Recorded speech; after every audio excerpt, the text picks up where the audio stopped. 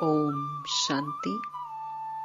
4 मार्च 2025 बाबा के महावाक्य।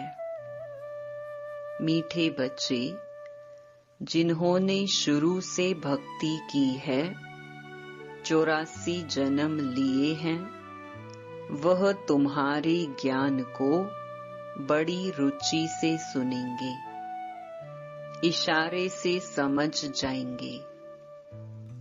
प्रश्न: देवी देवता घराने के नजदीक वाली आत्मा है या दूर वाली, उसकी परख क्या होगी? उत्तर: जो तुम्हारे देवता घराने की आत्माएं होंगी, उन्हें ज्ञान की सब बातें सुनते ही जच जाएंगी, वह मूंझेंगे नहीं। जितना बहुत भक्ति की होगी, उतना जास्ती सुनने की कोशिश करेंगे। तो बच्चों को नब्ज देखकर सेवा करनी चाहिए। ओम शांति। रूहानी बाप बैठ रूहानी बच्चों को समझाते हैं। यह तो बच्चे समझ गए, रूहानी बाप है निराकार, इस शरीर द्वारा बैठ समझाते हैं। हम आत्मा भी निराकार हैं, इस शरीर से सुनते हैं। तो अब 2 बाप इकट्ठे हैं ना। बच्चे जानते हैं दोनों बाबा यहाँ हैं। तीसरे बाप को जानते हो, परंतु उनसे फिर भी यह अच्छा है, इनसे फिर वह अच्छा, नंबर वार है ना। तो उस लौकिक से संबंध निकल बाकी इन दोनों से संबंध हो जाता है। बाप बैठ समझाते हैं मनुष्यों को कैसे समझाना चाहिए। तुम्हारे पास मेला प्रदर्शनी में तो बहुत आते हैं, यह भी तुम जानते हो, 84 जन्म कोई सब तो नहीं लेते होंगे।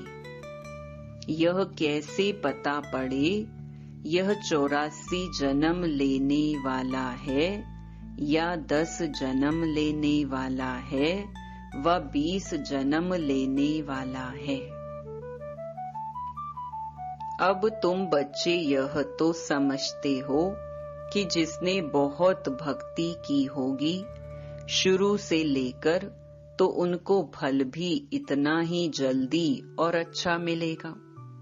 थोड़ी भक्ति की होगी और देरी से की होगी, तो फल भी इतना थोड़ा और देरी से मिलेगा।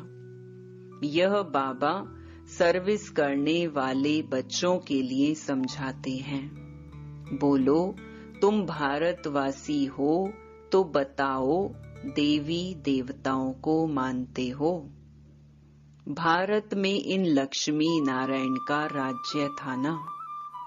जो 84 जन्म लेने वाला होगा, शुरू से भक्ति की होगी, वह झट समझ जाएगा। बरोबर आदि सनातन देवी देवता धर्म था। रुचि से सुनने लग पड़ेंगे। कोई तो ऐसे ही देखकर चले जाते हैं, कुछ पूछते भी नहीं, जैसे कि बुद्धि में बैठता नहीं। तो उनके लिए समझना चाहिए यह अभी तक यहाँ का नहीं है, आगे चल समझ भी लेवे। कोई का समझाने से झट कान हिलेगा। बरोबर इस हिसाब से तो 84 जन्म ठीक है। अगर कहते हैं हम कैसे समझें कि पूरे 84 जन्म लिए हैं? अच्छा, 84 नहीं तो 82 देवता धर्म में तो आए होंगे। देखो, इतना बुद्धि में जचता नहीं है, तो समझो यह 84 जन्म लेने वाला नहीं है। दूर वाले कम सुनेंगे। जितना बहुत भक्ति की हुई होगी, वह जास्ती सुनने की कोशिश करेंगे, झट समझ जाएंगे। ड्रामा रिपीट तो होता है ना। सारा भक्ति पर मदार है। इस बाबा ने सबसे नंबर 1 भक्ति की है ना। कम भक्ति की होगी तो फल भी कम मिलेगा। यह सब समझने की बातें हैं। मोटी बुद्धि वाले धारणा कर नहीं सकेंगे। यह मेले प्रदर्शनियां तो होती रहेंगी, सब भाषाओं में निकलेंगी। सारी दुनिया को समझाना है ना। तुम हो सच्चे सच्चे पैगंबर और मैसेंजर। वह धर्म स्थापक तो कुछ भी नहीं करते, न वह गुरु हैं। गुरु कहते हैं, परंतु वह कोई सद्गति दाता थोड़े ही हैं। वह जब आते हैं, उनकी संस्था ही नहीं तो सद्गति किसकी करेंगे। गुरु वह जो सद्गति दे, दुख की दुनिया से शांति धाम ले जाए। क्राइस्ट आदि गुरु नहीं, वह सिर्फ धर्म स्थापक हैं। उन्हों का और कोई पोजीशन नहीं है। पोजीशन तो उन्हों का है जो पहले पहले सतो प्रधान में, फिर सतो रजो तमो में आते हैं। वह तो सिर्फ अपना धर्म स्थापन कर पुनर्जन्म लेते रहेंगे। जब फिर सबकी तमो प्रधान अवस्था होती है, तो बाप आकर सबको पवित्र बनाए ले जाते हैं। पावन बना तो फिर पतित दुनिया में नहीं रह सकते। पवित्र आत्माएं चली जाएंगी मुक्ति में, फिर जीवन मुक्ति में आएंगी। कहते भी हैं वह लिबरेटर है, गाइड है, परंतु इसका भी अर्थ नहीं समझते। अर्थ समझ जाएं तो उनको जान जाएं। सतयुग में भक्ति मार्ग के अक्षर भी बंद हो जाते हैं। यह भी ड्रामा में नोंद है, जो सब अपना अपना पार्ट बजाते रहते हैं। सदगति को एक भी पा ना सके। अभी तुमको यह ज्ञान मिल रहा है। बाप भी कहते हैं, मैं कल्प कल्प कल्प के संगम युगे आता हूँ। इनको कहा जाता है कल्याणकारी संगम युग। और कोई युग कल्याणकारी नहीं है। सतयुग और त्रेता के संगम का कोई महत्व नहीं। सूर्यवंशी पास्ट हुए, फिर चंद्रवंशी राज्य चलता है, फिर चंद्रवंशी से वैश्यवंशी बनेंगे, तो चंद्रवंशी पास्ट हो गए। उनके बाद क्या बने वह पता ही नहीं रहता है। चित्र आदि रहते हैं तो समझेंगे यह सूर्यवंशी हमारे बड़े थे, यह चंद्रवंशी थे, वह महाराजा, वह राजा, वह बड़े धनवान थे। वह फिर भी नापास तो हुए ना। यह बातें कोई शास्त्रों आदि में नहीं है। अब बाप बैठ समझाते हैं। सभी कहते हैं हमको लिबरेट करो, पतित से पावन बनाओ। सुख के लिए नहीं कहेंगे, क्योंकि सुख के लिए निंदा कर दी है शास्त्रों में। सब कहेंगे मन की शांति कैसे मिले। अभी तुम बच्चे समझते हो, तुमको सुख शांति दोनों मिलते हैं। जहाँ शांति है वहाँ सुख है, जहाँ अशांति है वहाँ दुख है। सतयुग में सुख शांति है, यहाँ दुख अशांति है। यह बाप बैठ समझाते हैं। तुमको माया रावण ने कितना तुच्छ बुद्धि बनाया है। यह भी ड्रामा बना हुआ है। बाप कहते हैं, मैं भी ड्रामा के बंधन में बांधा हुआ हूँ। मेरा पार्ट ही अभी है जो बजा रहा हूँ। कहते भी हैं बाबा, कल्प कल्प आप ही आकर भ्रष्टाचारी पतित से श्रेष्ठाचारी पावन बनाते हो। भ्रष्टाचारी बने हो रावण द्वारा। अब बाप आकर मनुष्य से देवता बनाते हैं। यह जो गायन है उनका अर्थ बाप ही आकर समझाते हैं। उस अकाल तख्त पर बैठने वाले भी इसका अर्थ नहीं समझते। बाबा ने तुमको समझाया है, आत्माएं अकाल मूरत हैं। आत्मा का यह शरीर है रथ, इस पर अकाल अर्थात जिसको काल नहीं खाता, वह आत्मा विराजमान है। सतयुग में तुमको काल नहीं खाएगा। अकाले मृत्यु कभी नहीं होगी। वह है ही अमर लोक, यह है मृत्यु लोक। अमर लोक मृत्यु लोक का भी अर्थ कोई नहीं समझते हैं। बाप कहते हैं, मैं तुमको बहुत सिंपल समझाता हूँ। सिर्फ माँ मेकम याद करो तो तुम पावन बन जाएंगे। साधु संत आदि भी गाते हैं, पतित पावन। पतित पावन बाप को बुलाते हैं। कहाँ भी जाओ तो यह जरूर कहेंगे पतित पावन। सच तो कभी छिप नहीं सकता। तुम जानते हो अभी पतित पावन बाप आया हुआ है, हमें रास्ता बता रहे हैं। कल्प पहले भी कहा था, अपने को आत्मा समझ माँ मेकम याद करो तो तुम सतो प्रधान बन जाएंगे। तुम सब आशिक हो मुझ माशूक के। वह आशिक माशूक तो एक जन्म के लिए होते हैं। तुम जन्म जन्मांतर के आशिक हो। याद करते आए हो, हे प्रभु। देने वाला तो एक ही बाप है ना। बच्चे सब बाप से ही मांगेंगे। आत्मा जब दुखी होती है तो बाप को याद करती है। सुख में कोई याद नहीं करते, दुख में याद करते हैं, बाबा आकर सद्गति दो।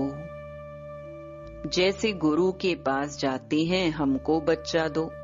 अच्छा बच्चा मिल गया तो बहुत खुशी होगी। बच्चा नहीं हुआ तो कहेंगे ईश्वर की भावी। ड्रामा को तो वह समझते ही नहीं। अगर वह ड्रामा कहे तो फिर सारा मालूम होना चाहिए। तुम ड्रामा को जानते हो और कोई नहीं जानते। ना कोई शास्त्रों में ही है। ड्रामा माना ड्रामा। उनके आदि मध्य अंत का पता होना चाहिए।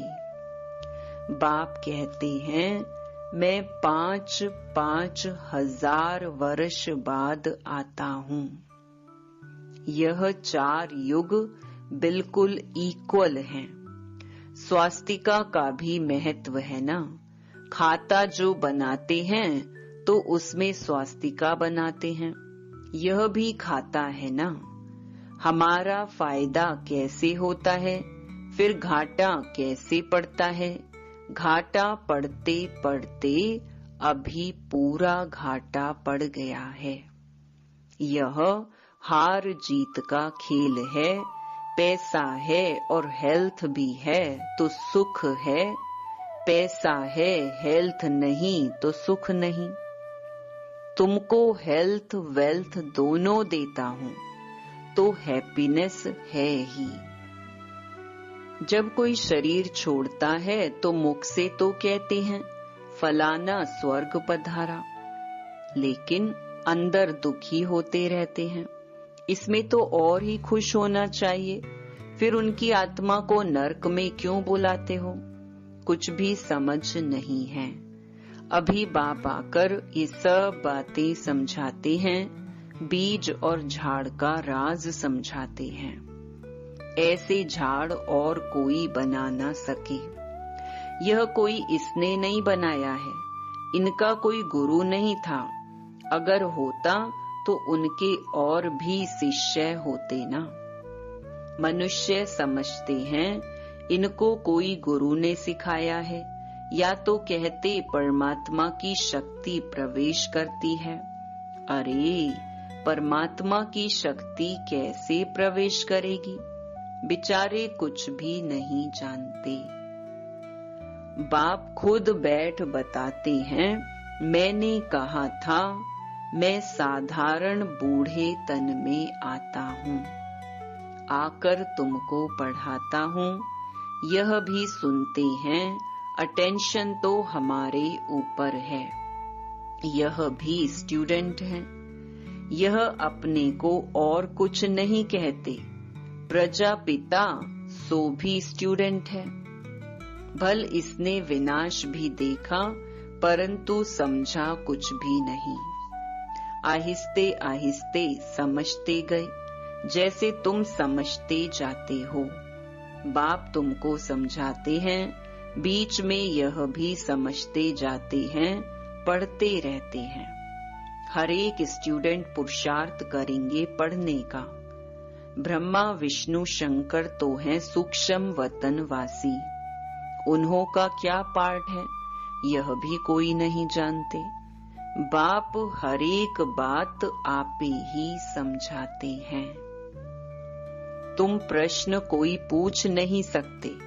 ऊपर में है शिव परमात्मा, फिर देवताएं, उनको मिला कैसे सकते? अभी तुम बच्चे जानते हो, बाप इसमें आकर प्रवेश करते हैं, इसलिए कहा जाता है बाप दादा। बाप अलग है, दादा अलग है। बाप शिव, दादा ब्रह्मा है। वर्षा शिव से मिलता है इन द्वारा। ब्राह्मण हो गए ब्रह्मा के बच्चे। बाप ने एडॉप्ट किया है ड्रामा के प्लान अनुसार। बाप कहते हैं, नंबर 1 भक्त यह है, 84 जन्म भी इसने लिए हैं। सांवरा और गोरा भी इनको कहते हैं। श्री कृष्ण सतयुग में गोरा था, कलयुग में सांवरा है।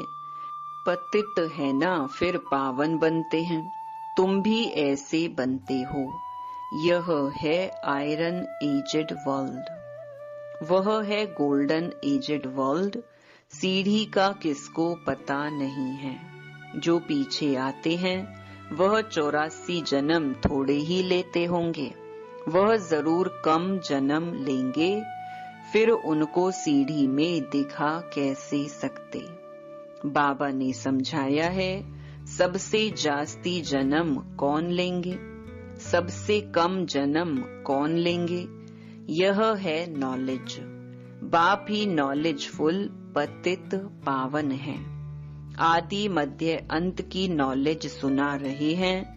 वह सब नेति नेति करते आए हैं। अपनी आत्मा को ही नहीं जानते तो बाप को फिर कैसे जानेंगे। सिर्फ कहने मात्र कह देते हैं। आत्मा क्या चीज है, कुछ भी नहीं जानते। तुम अभी जानते हो आत्मा अविनाशी है। उसमें 84 जन्मों का अविनाशी पार्ट नोंधा हुआ है। इतनी छोटी सी आत्मा में कितना पार्ट नोंधा हुआ है। जो अच्छी रीति सुनते और समझते हैं तो समझा जाता है यह नजदीक वाला है। बुद्धि में नहीं बैठता है तो देरी से आने वाला होगा। सुनाने के समय नब्ज देखी जाती है। समझाने वाले भी नंबर वार है ना। तुम्हारी यह पढ़ाई है, राजधानी स्थापन हो रही है। कोई तो ऊंच से ऊंच राजाई पद पाते हैं, कोई तो प्रजा में नौकर चाकर बनते हैं। बाकी हाँ इतना है कि सतयुग में कोई दुख नहीं होता। उनको कहा ही जाता है सुख धाम बहिष्ठ। पास्ट हो गया है तब तो याद करते हैं ना। मनुष्य समझते हैं स्वर्ग कोई ऊपर छत में होगा। दिलवाड़ा मंदिर में तुम्हारा पूरा यादगार खड़ा है। आदि देव, आदि देवी और बच्चे नीचे योग में बैठे हैं। ऊपर में राजाई खड़ी है। मनुष्य तो दर्शन करेंगे, पैसा रखेंगे, समझेंगे कुछ भी नहीं। तुम बच्चों को ज्ञान का तीसरा नेत्र मिला है।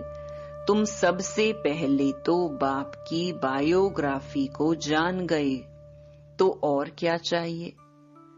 बाप को जानने से ही सब कुछ समझ में आ जाता है।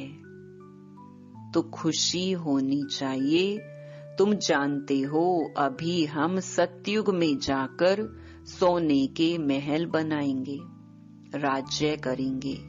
जो सर्विसेबल बच्चे हैं उन्हों की बुद्धि में रहेगा यह स्पिरिचुअल नॉलेज स्पिरिचुअल फादर देते हैं।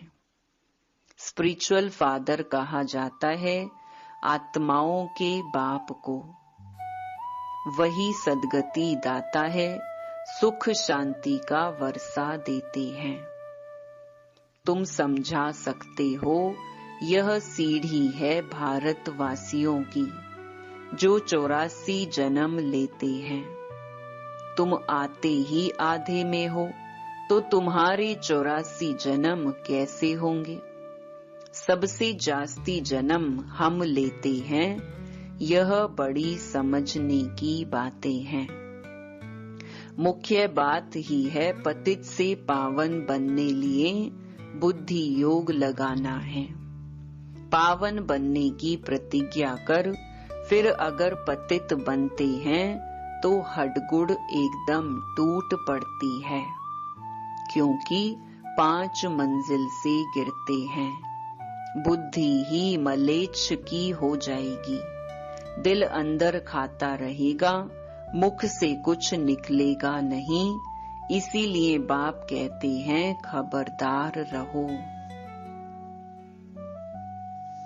अच्छा, मीठे मीठे सिकीलधे बच्चों प्रति मात पिता बाप दादा का याद प्यार और गुड मॉर्निंग। रूहानी बाप की रूहानी बच्चों को नमस्ते।